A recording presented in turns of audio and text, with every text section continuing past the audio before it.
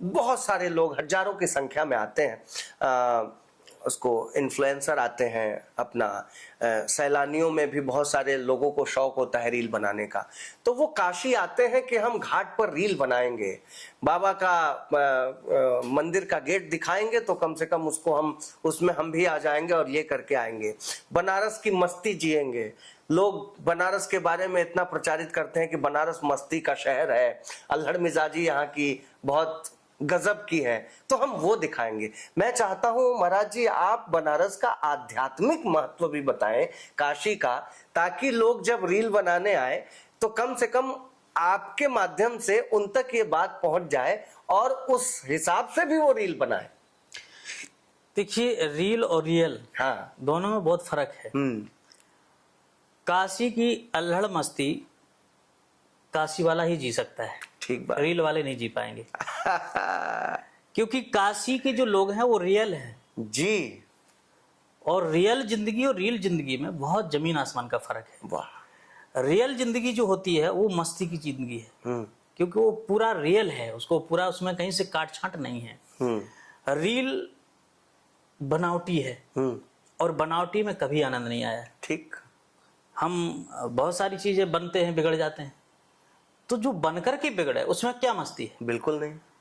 आज के जो बच्चे रील पर भरोसा कर रहे हैं, और इसलिए शायद आज जो परिस्थितियां बनी हुई हैं, दुखों का जो एक सैलाब टूटता जा रहा है लोगों के जीवन में, वो केवल रील का कारण है। क्योंकि आज हम जो नई पीढ़ी को देख रहे हैं वो रियल जिंदगी नहीं जीना चाहता है। उसकी जो जिंदगी रियल है वो खत्म हो चुकी है। अब बनावटी जिंदगी जी रहा है और बनावटी में सुख नहीं है। ठीक।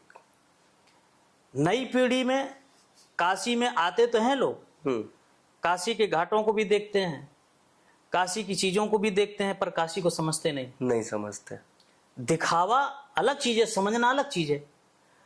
काशी बसना, जिन काशी में जाए के बास करो, वो तीर्थ यज्ञ करें ना करें तो करे सो तो है। वाह। काशी के लिए कहते हैं कि मुक्त जन्म में जान ज्ञान खान अगहान कर, जहां बस संभवान सो काशी से ये कसना। जहां भगवान शंकर विराजमान हैं, जरत सकल सुर वृंद विषम गरल जी पान किए, और ते न भजस मनमंद को कृपाल शंकर सरिस। काशी एक ऐसी नगरी है कि इस नगरी में दुनिया का नहीं, पूरे ब्रह्मांड का ज्ञान यहां पर मिल जाएगा। सबसे ज्यादा अगर किन शब्दों में मैं कहूं जिसको एक फुअरपना, मतलब जैसे कह लीजिए, बकचोदई जिसको कहते हैं, बनारसी भाषा में सबसे ज्यादा वो भी यहाँ पर मिल जाएगी। तो क्यों? क्योंकि वो अपनी मस्ती में है जी, और रियल में है जी। इसलिए मैं तो कभी कभी देखता हूँ बनारसियों को, जो यहाँ का लोकल बनारसी है जी, बनावटी बनारसी नहीं जी, हम लोग बनारसी नहीं है, बनावटी बनारसी आकर के बसे हैं। जो यहाँ का बनारसी है उसकी चीजों को आप सुनेंगे जब, तो वो कितना भी कड़वा बोलेगा पर उसके रस बरसता उसके बाद रस। हम कई बार आपकी भाषा भी सुनते हैं, बनारसी भाषा, तो अंदर से लगता है कि हाँ, मतलब सुना जाए। तो ऐसी स्थिति में बनारस का ज्ञान जी और बनारस का भोलापन ये हर जगह नहीं मिल सकता ना। बाबा विश्वनाथ जी एक बार आए,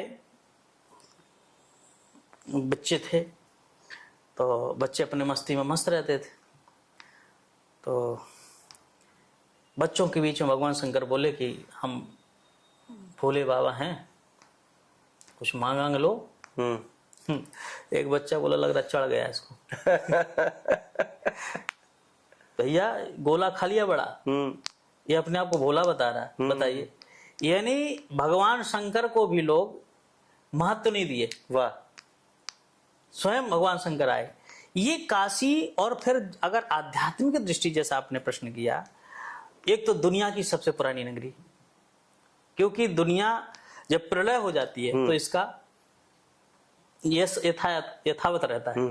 प्रलय में भी इसका विनाश नहीं है जी। बाबा त्रिशूल पर रखे हैं। अब प्राय करके आपने सुना होगा कि काशी त्रिशूल पर बसी है। ठीक। अनुभव कैसे करिएगा कि त्रिशूल में बसी है? हाँ हाँ, इसका हम आपको क्षेत्रफल की दृष्टि से बताना चाहते हैं। अच्छा, त्रिशूल की 3 नोकें होती हैं। 3 नोकें, ऊपर वाली जो नोक होती ऊंची होती और नीचे वाली दोनों नीचे होती है। आप मैदान क्षेत्र को जाइए, नीचा है। चौक जब आप जाइए, ऊंचा है। फिर नीचे धस जाइए, गोदौलिया, हाँ ठीक बात है। नीचा हो गया कि नहीं? ये त्रिशूल है।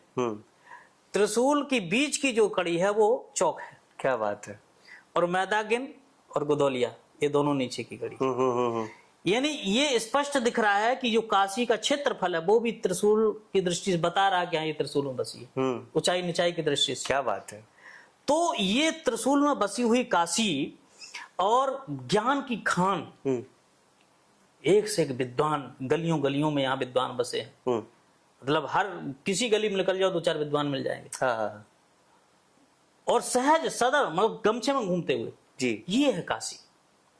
काशी में जरूरी नहीं कि आदमी बहुत सज धज के निकले तभी, गमछा में पूरा आदमी काशी घूम के चला जाता है। वाह। इसलिए काशी को जीने के लिए बाहरी लोग जब काशी को जानेंगे तब वो काशी का आनंद ले पाएंगे। बाकी रील बना के चले जाए, रियल नहीं हो सकते। है क्या कहने।